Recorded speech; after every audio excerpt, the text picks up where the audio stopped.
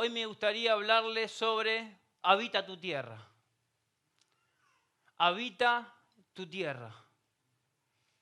Y saben que el rey David, ya en su vejez, ¿sí? Ya pasados sus años,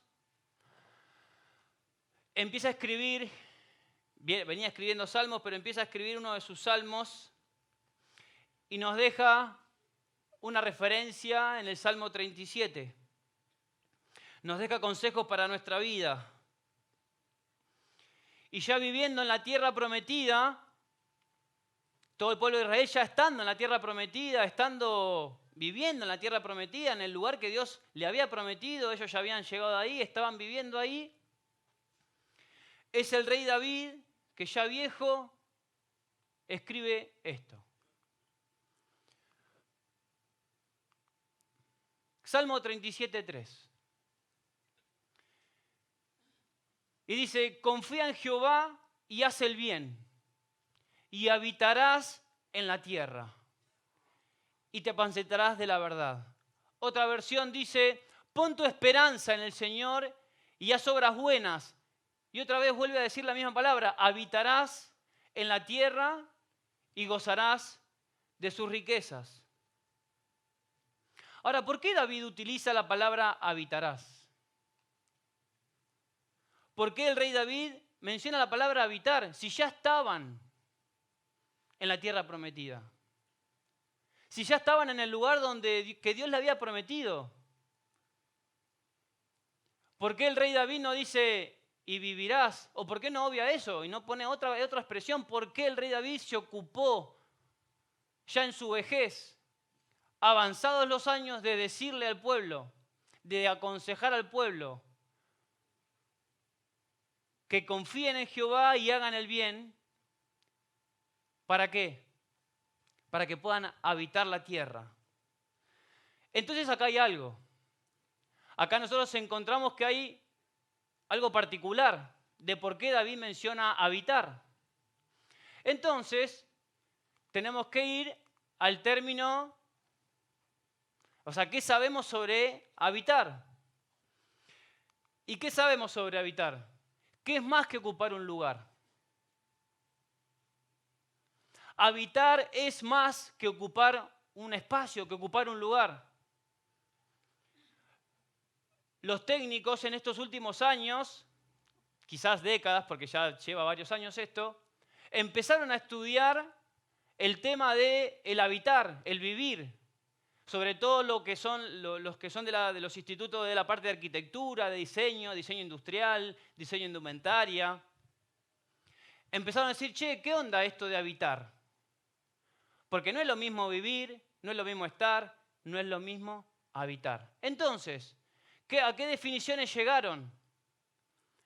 ¿Qué es habitar? Es el sentido de arraigo, el de las formas de pertenencia. Pertenecemos de alguna manera. Hay algo que hace que pertenezcamos a. Apego del hombre con el lugar en el que habita como parte de la identificación del ser humano en el universo físico y sociocultural en el que se mueve. Hay algo que hace que nosotros nos identifiquemos con nosotros mismos, cómo nos vestimos, cómo andamos, en qué auto andamos, nuestra casa, el barrio que elegimos, se supone. O por lo menos es la idea, o es la intención, o es quizás el deseo de la mayoría. Entonces hay algo en nosotros que tenemos que empezar a darle también importancia a este término habitar, porque no es lo mismo estar, vivir, que habitar. No es lo mismo. Porque esto aplica en todos los aspectos de nuestra vida. Aplica en tu familia, en tu casa, en tu hogar. Aplica en tu trabajo, en tu empresa, donde estudiás.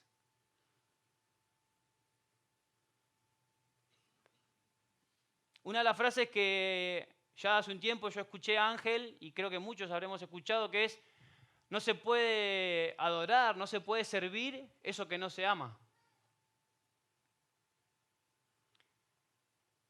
Entonces, si eso nosotros no lo empezamos a asimilar y entender, es probable que nosotros simplemente estemos ocupando un espacio en la iglesia, ocupando un espacio en nuestra casa, por más que seas el padre de familia. Puede que simplemente estemos viviendo lo que la vida traiga. Y ahí estamos en un problema. Y creo que es parte de los problemas que hoy nuestra sociedad está viviendo. Y por eso hoy yo creo que Dios quiere hablarnos a través de esto. Entonces, esto hace que tenga relevancia lo que David habla y nos dejó como consejo en el Salmo 37:3. Confía en Jehová y haz el bien. Entonces habitarás en la tierra y te apacentarás de la verdad. Entonces quisiera que veamos juntos dos casos antagónicos, dos casos de ejemplos totalmente contrarios, que nos van a explicar o nos van a dar una idea de que la posición que nosotros tomemos ante esta propuesta del rey David de habitar en la tierra puede afectar todo lo que te rodea.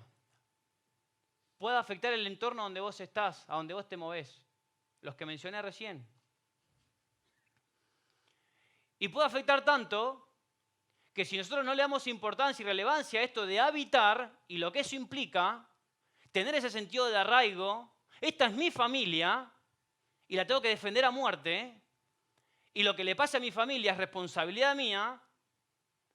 Por las dudas, los que no me conocen, entre paréntesis, agrego, soy padre de familia, tengo 2 hijos, una nena de 6 y un nene de 1 y medio, andan por ahí, una ya se durmió. Soy hijo, obviamente. Entonces yo también, desde hace tiempo, tuve que empezar a ejercer esto, empezar a aplicar esto. Porque no es lo mismo ser soltero. Dice por ahí una canción, qué lindo ser soltero, ¿no? ¿Cuántos solteros dicen amén a eso? ¿O cuántos casados dicen, eh? No, dice por ahí, no. Después habla un poco de cosas. Pero no es lo mismo ese estado que el estado de responsable de familia. No es lo mismo. Hay otras cuestiones. Y quizás hoy en día vos estés más tratando de sobrellevar la familia, de que pasen los días y ocupándote en lo tuyo propio, y simplemente estás viviendo, ocupando un espacio en tu casa, por ejemplo. Entonces quisiera que me acompañen para ver juntos esto que llamé el efecto Nimrod versus el efecto Gedeón. Efecto Nimrod versus el efecto Gedeón. ¿Qué les parece? ¿Me acompañan? ¿Sí? ¿Por qué hablo de efecto? Porque no me quiero quedar con el hecho, sino lo que generó. Lo que cada uno de estos dos personajes de la Biblia hicieron. ¿Y saben qué? El efecto Nimrod, que encontramos en Génesis capítulo 10 y 11, ¿por qué no me quiero quedar con el hecho, sino con el efecto? Porque la ciudad de Babel sufrió las malas consecuencias de una postura de Nimrod. Entonces encontramos en Génesis capítulo 10, los que quieren búsquenlo, no vamos a leer mucho, no se preocupen. ¿Y qué pasó? ¿Quién era Nimrod? No me sale la M, Nimrod, es difícil de pronunciar. Entonces, Nimrod, para nosotros Nimrod, más fácil de pronunciar. Dice la Biblia ahí, cuenta la Biblia en Génesis capítulo 10, lo voy a mencionar rapidito, en versículo 8, dice, y Cus engendró a Nimrod, quien llegó a ser el primer poderoso en la tierra. Este fue vigoroso cazador delante de Jehová, por lo cual se dice, así como Nimrod, vigoroso cazador delante de Jehová, y fue el comienzo del reino de Babel, Erec, Acab y Calne, ciudades que, poderoso en Nimrod. poderoso cazador, lo menciona como una fortaleza, con una característica muy particular y encima levantó ciudades. Ahora, ¿pero qué particularidad tiene esto? Que fue parte del mandamiento de Dios. Después del diluvio, ¿sí? Noé se empezó a multiplicar. ¿Y qué tenía que hacer Noé? Y la tierra estaba vacía. Había que llenarla. Entonces, ¿cuál fue el mandato? Fructificad y vayan y, bueno, ya todos saben a qué me estoy refiriendo. Fructifiquen y llenen la tierra. Pero ¿qué pasó? Sin embargo, pasó algo en Babel. ¿Qué pasó? ¿Qué es lo que se menciona y que todos buscamos o sabemos de Babel? ¿Qué pasó en Babel? Antes. ¿Qué fue qué pasó? ¿Qué sucedió en Babel? ¿Y de qué nos acordamos todos? Si ustedes googlean y digan Babel hoy o qué pasó con Babel, sale Torre Babel, Torre Babel, Torre Babel, Torre, Nimrod, Torre. Y eso quiero llegar yo también con esto. La ciudad de Babel sufrió lo que adoptó Nimrod para esa ciudad. Si bien en la Biblia no dice que Nimrod edificó la torre, pero Nimrod fue, de alguna manera, el rey, el que levantó la ciudad y así como otras ciudades. Entonces, él era el que bajaba línea, él era el que decía, vamos para allá, vamos para acá, se hace, no se hace. Entonces la ciudad adoptó ese mismo pensamiento. Entonces, ¿qué pasó? Llegó un momento donde ahí en Babel, ¿qué pasó? Dijeron, bueno, mejor hagamos una cosa. El mandamiento de Dios era fructifiquen y multipliquen la tierra. Y había que esparcirse. Bueno, ahora nosotros vamos para allá. Acá ya medio que colapsó el territorio. Bueno, ahora vamos para allá. Y así, ¿no? Y van expandiéndose. Ahora de repente en Babel dijeron, no, pará. ¿Sabes qué? Vamos a quedarnos acá en la llanura. ¿Y sabes qué? Para que Dios no nos disperse y no nos ande separando, vamos a hacer algo. Vamos a ponernos un nombre. Ahí ya empezaron a irse para otro lado. Vamos a ponernos un nombre y vamos a edificar una torre. Una torre que llega hasta el cielo. Imposible, pero bueno, la imaginación daba para eso. Una torre que llega hasta el cielo, entonces vamos a evitar que Dios nos disperse. Entonces, ¿eso a qué los llevó? A que empiecen a ir en contra de lo que Dios había prometido, de lo que Dios había mandado, en contra de la voluntad de Dios. ¿Y qué podemos nosotros leer? Ahí en Génesis capítulo 11. En el versículo 3 y 4 dice, y se dijeron unos a otros, vamos, hagamos ladrillo y cosámoslo con fuego. Y les sirvió el ladrillo en lugar de piedra y el asfalto en lugar de mezcla. Y dijeron, vamos, edifiquemos una ciudad y una torre cuya cúspide llega al cielo y hagámonos un nombre por si fuéramos esparcidos sobre la faz de la tierra. ¿Qué particularidad tiene esto que menciona acá la Biblia?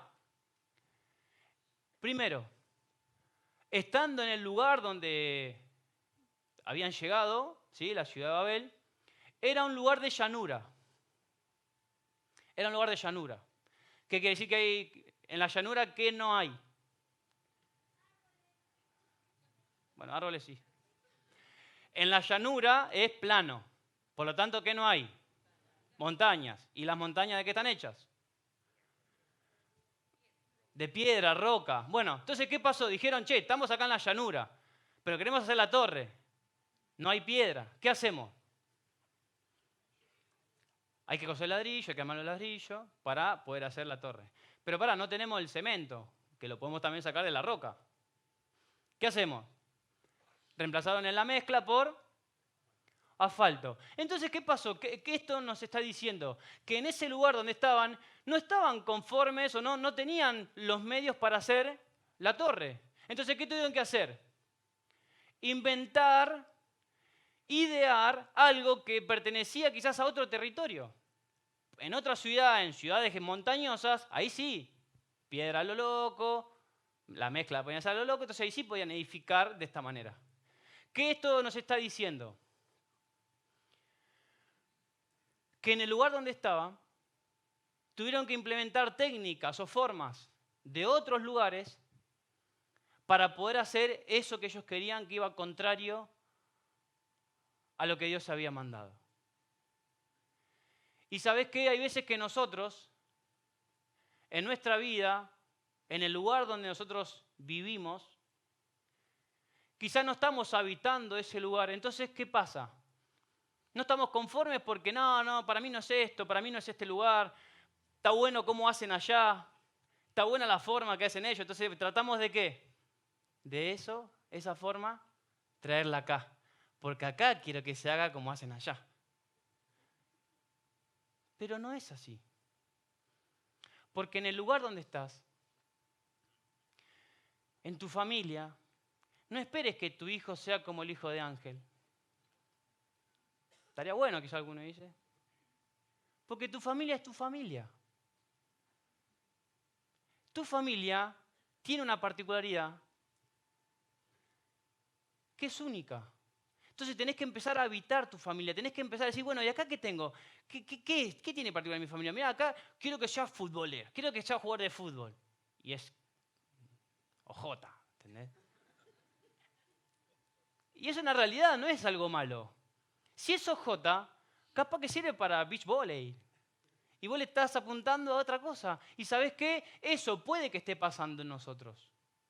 Estoy tirando un ejemplo de familia porque es lo que quizás más cercano a nosotros lo tenemos, pero esto aplica a cualquier cosa. Entonces, ¿qué pasa? No nos identificamos, no estamos arraigados en ese lugar, en nuestra forma, en lo que elegimos, en la carrera. Entonces, está bueno acá administración de empresa, pero el inglés está bueno, entonces trato de que acá el inglés y acá, bueno, pero yo tengo alma de ingeniero, entonces acá en la administración... No estás habitando tu carrera, si lo podemos llevar ahí también. Entonces, ¿qué haces en esa carrera?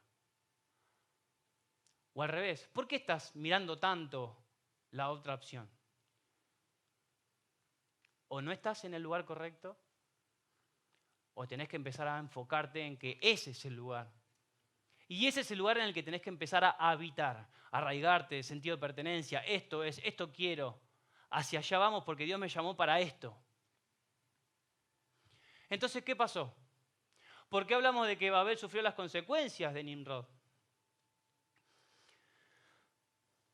¿Qué pasó? La torre, chiqui, se truncó. ¿Por qué se truncó? ¿Por qué se dejó de construir la torre? ¿Por qué? Porque no se entendían. Uno empezó a hablar en hebreo, otro en griego, otro en castellano, otro en portugués, otro en italiano del sur, otro en italiano del norte. Y paró ahí porque no se entendían. No estaba el instituto todavía ahí, como para más o menos. Eso se truncó. Entonces, esa es otra consecuencia.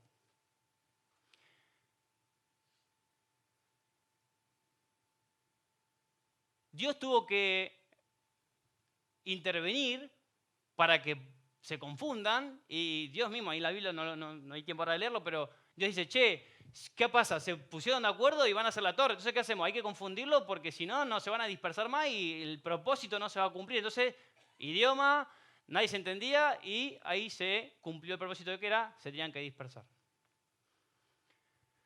Pero eso también hoy nos habla de que quizás en el lugar donde vos estás, como le estás pifiando tanto, porque estabas buscando tu manera, tu forma, construir lo que a vos pinta de que sea. Pero quizás hoy estoy muy con la familia, perdón, pero quizás en tu familia están hablando idiomas diferentes. Vos con tu esposa, vos con tus hijos. Entonces, eso que vos querés, esa familia, eso que vos estás proyectando, se está truncando. Porque estás queriendo hacer algo, ejercer algo que no es. Entonces tenemos que empezar a pensar por qué hay cosas en tu familia que no se logran. Porque me parece que le estás errando al propósito.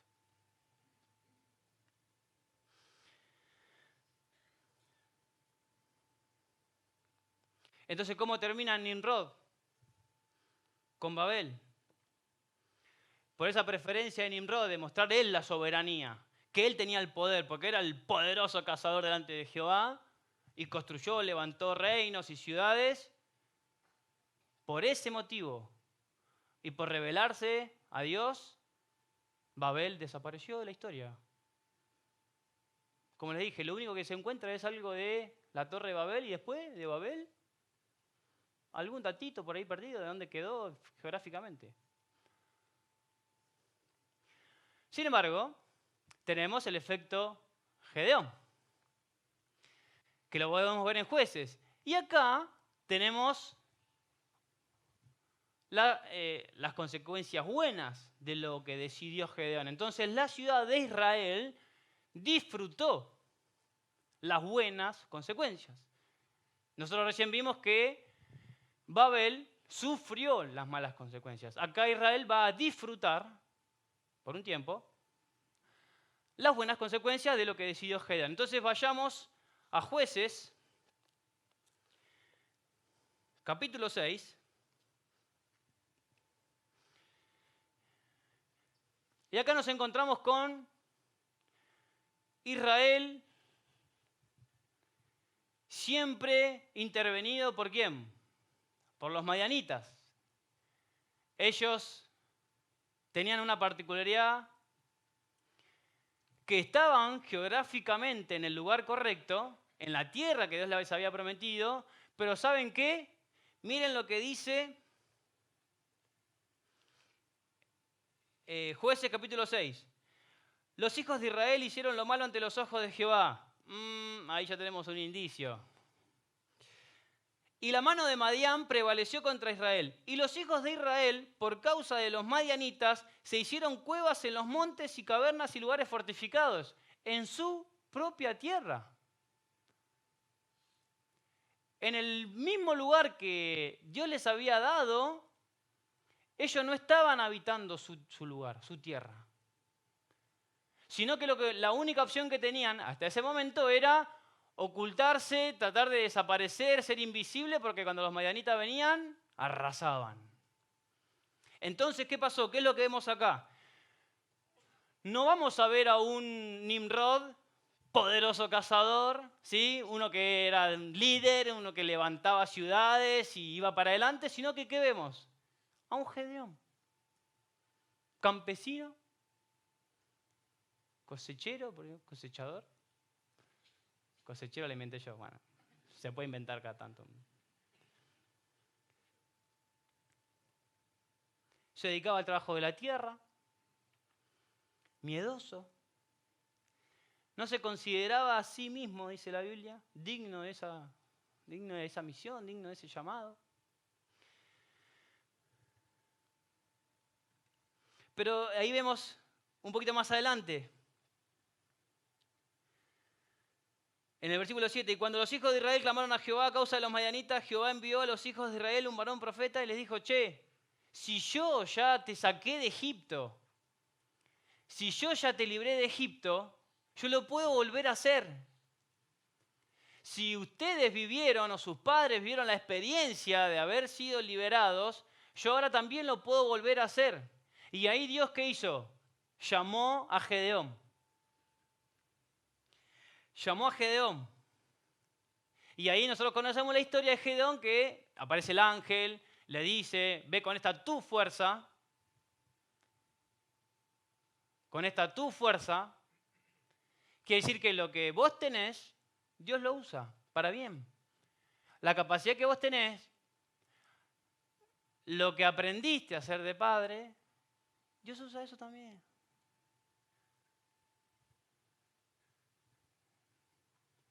Nadie nace sabiendo ser padre, se aprende.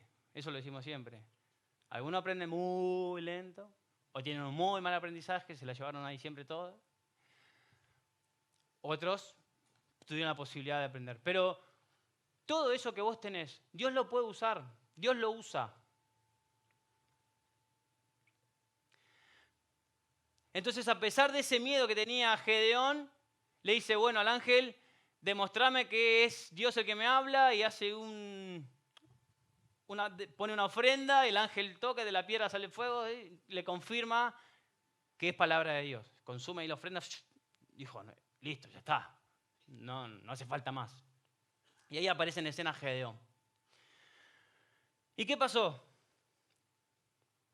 Entonces Gedeón empezó, listo, Dios habló, Dios me llamó, entonces Gedeón empezó a hacer lo que le correspondía. ¿Para qué? Para que de alguna manera el pueblo de Israel empiece a habitar su tierra y deje de simplemente ocupar un espacio, y encima un espacio feo, el espacio el más recóndito de la ciudad, porque venían los madianitas y siempre se llevaban todo. Entonces, ahí aparece Gedeón, prepara el ejército, pasa el filtro que todos conocemos, que de 22.000, de 32.000, quedaron 300, y con eso Dios libra a Israel de los madianitas.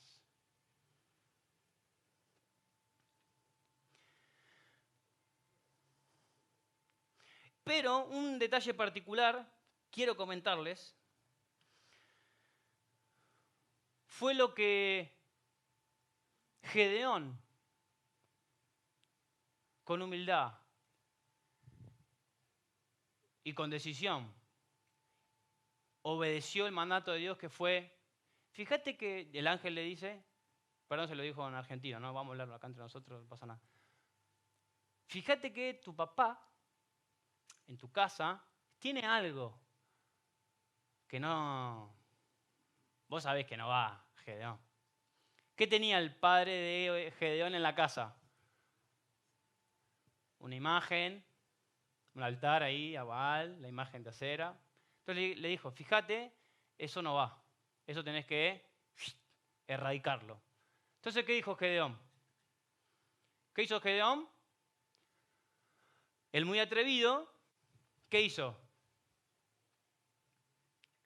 Lo quiso hacer de día, pero dijo, no, si lo hago de día, acá en la ciudad los muchachos me van a agarrar. Entonces, ¿qué hizo? De noche fue con un equipo, tiró abajo la imagen, el altar, y edificó un altar a Jehová. Entonces ahí empezó a hacer las primeras obras, empezó a hacer los primeros mandatos de Dios, los empezó a cumplir, es levanto el altar y acá empieza a habitar la presencia de Dios en mi casa.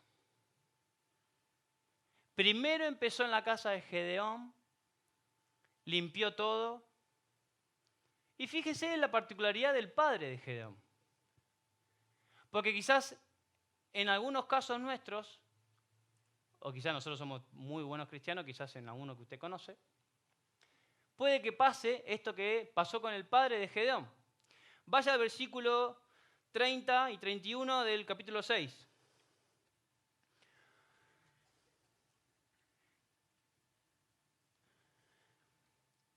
Aparecen los muchachos después al otro día y dicen, che, ¿quién destruyó el altar, la imagen? ¿Qué pasó? Analizaron, hicieron ahí un estudio. Fue Gedeón. Está clarísimo que fue Gedeón. Entonces fueron a la casa de Gedeón, el papá, y entonces le dicen al padre de Gedeón, saca a tu hijo para que muera, porque ha derribado el altar a Baal y ha cortado la imagen de acera que estaba junto a él. Y Joás, el padre de Gedeón, respondió a todos los que estaban junto a él, ¿contenderéis vosotros por Baal? ¿Defenderéis su causa? Cualquiera que contienda por él, que muera esta mañana. Si es un dios, contienda por sí mismo con el que derribó su altar, con la persona que derribó su altar. Entonces, ¿qué pasó? ¿Qué hizo el padre Gedeón con su Dios? Yo lo tengo acá por las dudas, pero si es Dios, que se arregle con mi hijo. Yo lo tengo por las dudas. Yo no creo, pero la cintita roja siempre la pongo por las dudas. ¿O no? Pero quizás eso esté pasando en nuestra vida o con alguno de nosotros como en el mismo Dios.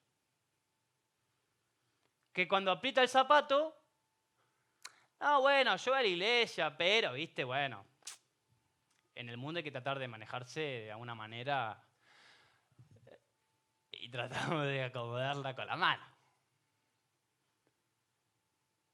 Sin embargo, Gedeón, firme, obediente, siguió. ¿Cómo termina Gedeón con Israel? Si leemos en Jueces capítulo 8, versículo 28 y 29, y con esto cierro esta comparativa, ¿qué dice? Así fue subyugado Madián delante de los hijos de Israel y nunca más volvió a levantar cabeza. Y repasó la tierra 40 años en los días de Gedeón. Después de la victoria de Gedeón, ¿qué pasó? Reposó la tierra durante 40 años. Empezó el pueblo de Israel a habitar la tierra, a ocupar su lugar. Salieron de las cuevas, empezaron a sembrar, a criar y a hacer todo lo que ellos podían hacer en su tierra, en su lugar. Ahí recién empezaron a habitar su tierra.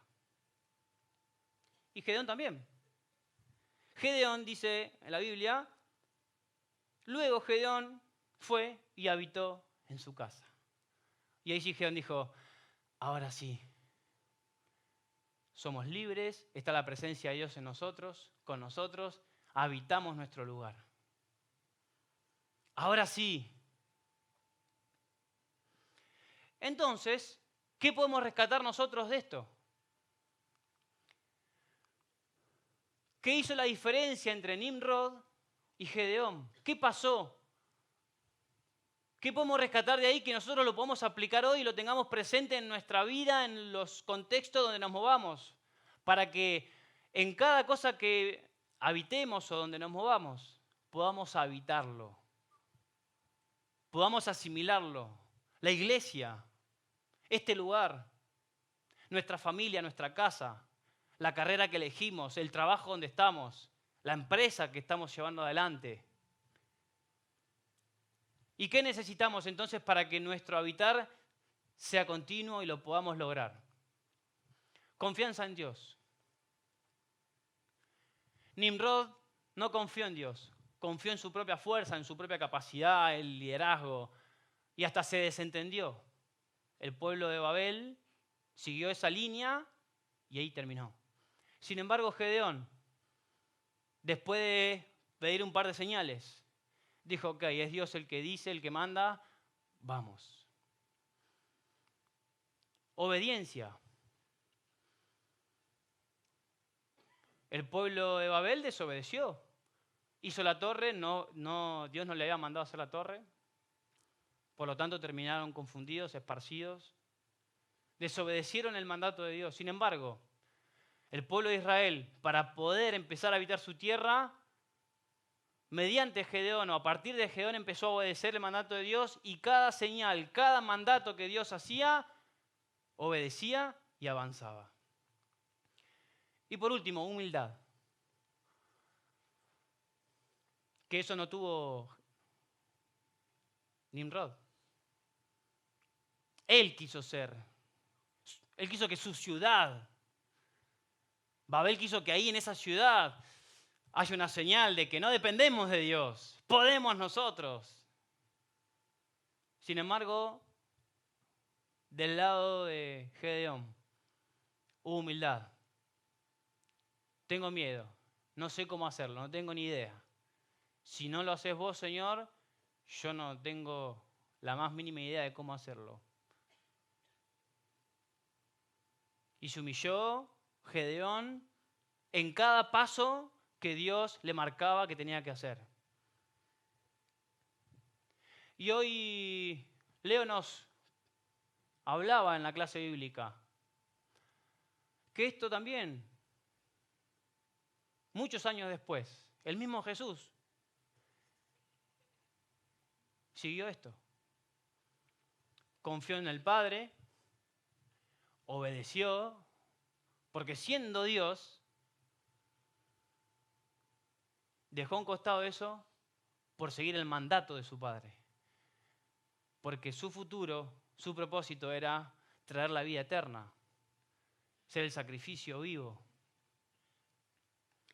Y también se humilló. ¿Por qué se humilló? Porque la gloria tenía que ser de Dios, no de él, Jesús, sino que la gloria era del Padre.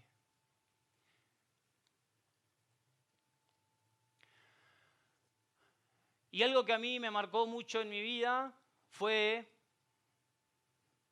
cuando me tocó preparar este mensaje, Dios me lo trajo a recuerdo, me lo trajo a memoria, que fue una actitud de mi papá, en casa, en la familia.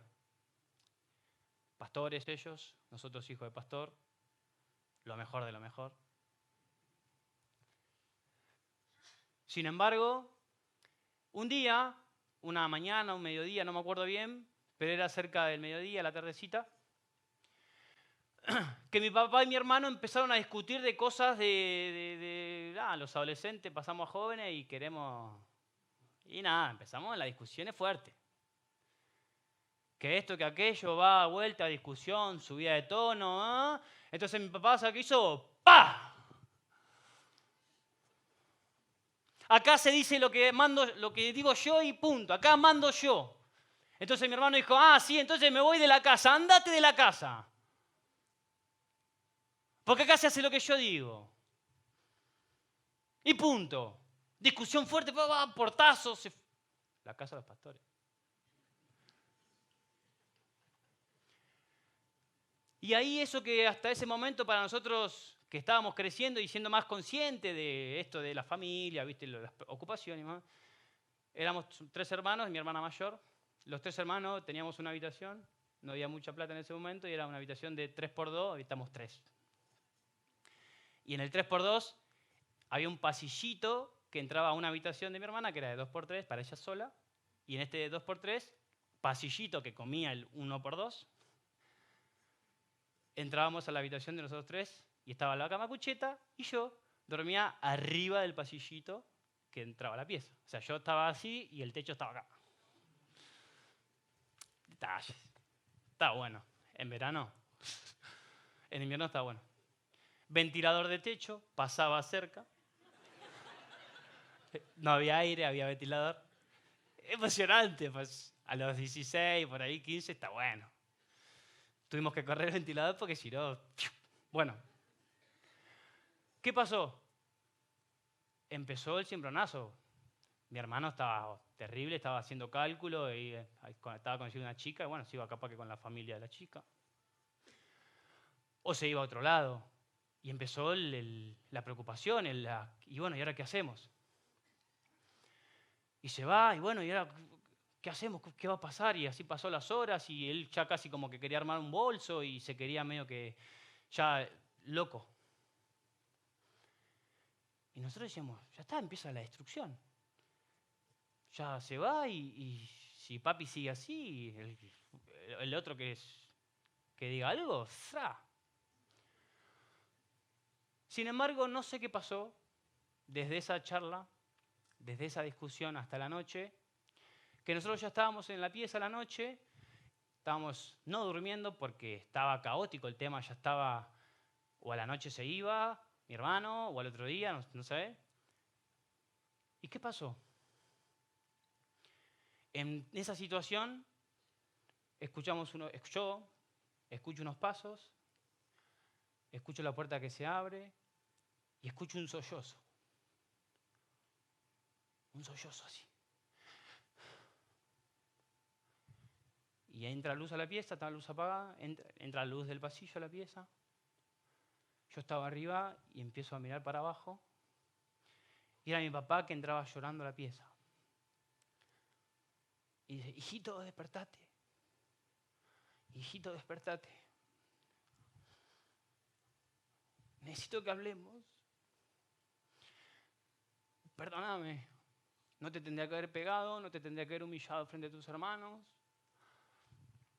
No tendría que haber dicho eso. Te amo, necesito que te quedes porque vos perteneces a esta familia. Perdóname, ahí mi hermano se quebró también. Pidió perdón. Y la familia, que estaba a punto de partirse, se volvió a unir. Un detalle, una discusión, minutos. Toda la construcción de una vida se podría haber roto, se podría haber destruido en unos pocos minutos. ¿Qué fue la diferencia? ¿Qué marcó la diferencia? ¿Qué es lo que yo vi que marcó la diferencia? No sé qué charla habrá tenido mi papá con Dios. No sé el Espíritu Santo qué, nunca le pregunté. Pero yo ahí vi un hombre que confió en Dios, que obedeció. Porque la Biblia dice, padres, en Efesios 6, Pablo dice, padres, no provoquen a ir a sus hijos. Y se humilló. Que un padre le pida perdón a su hijo por algo así, frente a sus otros hijos, es de guapos, no es de cobarde. Y yo no sé cuál será la situación en la que vos estés pasando con la familia o en tus cosas. Pero si el mismo Jesús cumplió con esto, si el mismo Jesús siguió estos consejos, perdón, no siguió directamente estos consejos, sino que aplicó estos consejos también, esto mismo. Entonces, ¿por qué nosotros no? Y hay un plus. Hay un plus que también nos deja este salmo. Salmo 37:3. ¿Qué dice? ¿Qué leímos hoy en Salmo 37:3? Confía en Jehová y haz el bien. Y haz el bien. Y habitarás en la tierra. Y te apacentarás de la verdad. No es solamente que vas a poder habitar tu lugar, que vas a poder habitar tu tierra, sino que por confiar en Dios y por hacer el bien, por confiar en Dios, por ser obediente, por humillarte cuando corresponde, no solamente vas a empezar a habitar tu lugar, ese lugar en el que estás, donde te moves, sino que también vas a empezar a apacentarte de la verdad. ¿Y sabes qué es apacentar? Es dar pasto. En aquel momento se usaba esa palabra para las ovejas, era el alimento. En nuestro caso sería ese pasto espiritual, sería esa instrucción, sería esa enseñanza. Vos vas a poder instruirte en la verdad de Dios. Vas a poder empezar a decir, che, ¿está bien esto? ¿Qué dice Dios? Y no, ¿qué se me ocurre a mí? ¿Qué es lo que pasa en el entorno? ¿Qué es lo que la mayoría hace? ¿Qué dice Dios? ¿Qué le conviene a mi familia? ¿Qué me conviene acá en el trabajo? ¿Qué me conviene para la empresa? ¿Qué dice Dios? Eso va a ser la diferencia. Y no solamente vas a alimentarte, vas a apacentarte de la verdad, sino que también la vas a vivir, la vas a implementar. La vas a ejercer. ¿Por qué? Porque obedeces a Dios, porque confías en Él, que Él te respalda. Y sos humilde, puedes humillarte. Y con esto termino.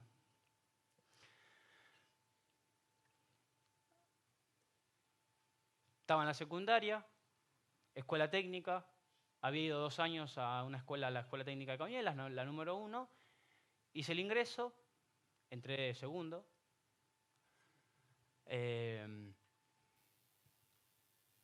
Y empecé el año en la escuela técnica de Mercedes-Benz. En la escuela técnica de Cañuelas, no sé por qué, se ve que ya esto dice que fue hace muchos años, hablaban de que los alumnos a los profesores les tenían que decir señor, señora, ¿sí? Si era profesor, señor, era ponerse de pie. Por eso como que fue hace 40 años, pero fue hace no, bastante igual. Tengo 34. Pasa los años. Bueno, entraba el profesor o la profesora, entonces era ponerse de pie en el pupitre. Buen día, señor o señora, según era. Bueno, nos sentábamos. Entonces, yo me quedé con eso y tenía esa costumbre. Me fui a otra escuela y era un poquito más distendida. No había que hacer eso. Era buen día, entraba el profe. Más normal, puede decir. Clase de lengua y literatura, la profesora una genia. Y estaba en los primeros días, las primeras clases, el primer mes, segundo mes, no me acuerdo. Y estaba escribiendo, ¿sí? La clasificación de los verbos. Y estaba escribiendo acá abajo y como que de repente como que se pausó. Y yo era el nerd que me sentaba siempre en la primera fila ahí. Y le dije, señora, ¿no se la acuerda?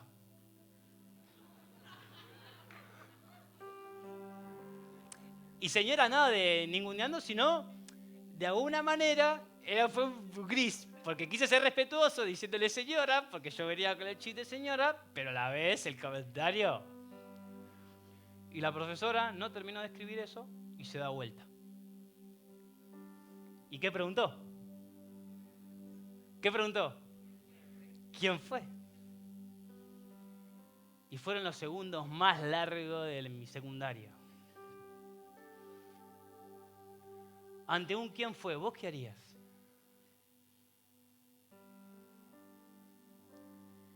La pensé unos segundos y levanté la mano.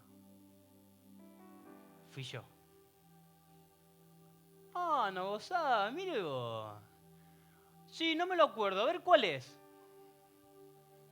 No me acordaba. Ah, mire, ahí me acordé, es este. Y la clase siguió el ninguneo. Otra cosa, a ver, no gozaba usted qué es, cuál. Nada, y así. Fue la única materia que desaprobé un trimestre en toda mi primaria y secundaria. Hubieron otros condimentos, pero ese trimestre fue el primer 6 en toda mi carrera de primaria y secundaria y después no hubo más tampoco. Sin embargo,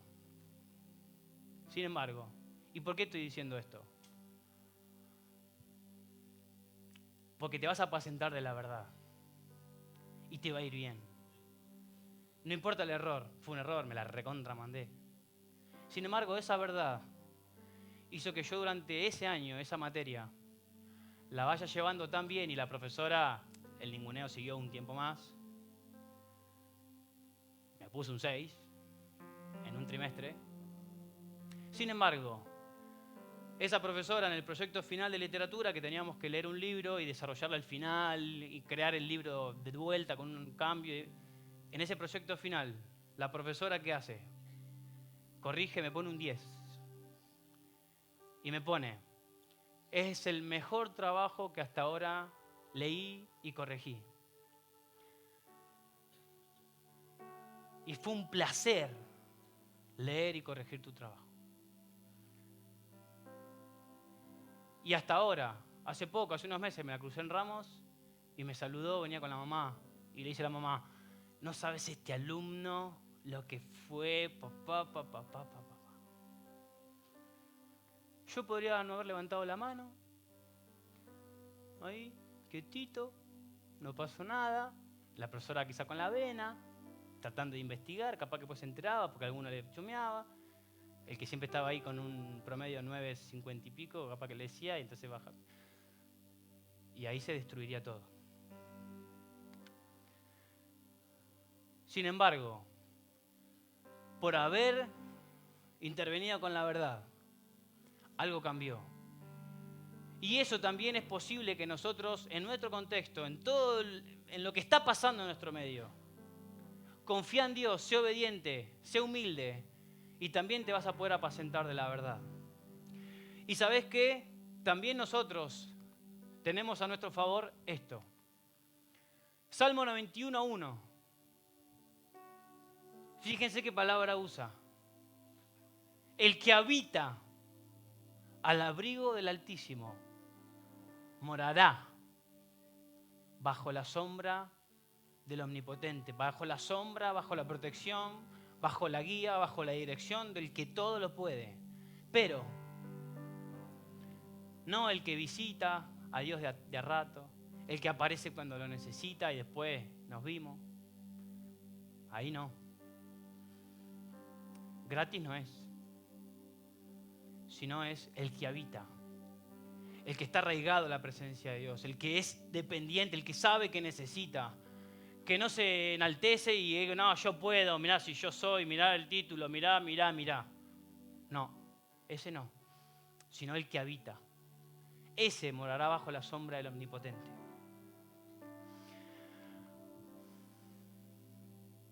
Habita tu tierra. ¿Te animás a empezar hoy? Ponete de pie.